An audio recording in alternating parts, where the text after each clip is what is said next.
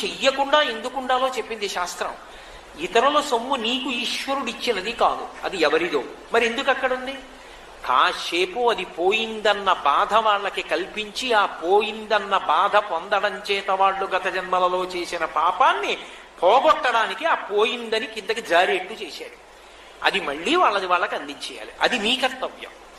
అంతేకాని పడిపోయింది కదా అని నువ్వు తీసుకుపోయినా, పక్కింట్లోంచి పట్టుకుపోయినా అప్పటికి ఎవరికీ తెలియకపోవచ్చు, నీకు సంతోషంగా ఉండొచ్చు. కానీ 1000 నేత్రములతో చూడగలిగిన వాడు ఒకడు ఉన్నాడు. వాడు దొంగతనానికి అలవాటు పడిన నీకు మనుష్య జన్మ ఎందుకని కుక్క జన్మనిస్తే ఏమైపోతాను? కాబట్టి వద్దు.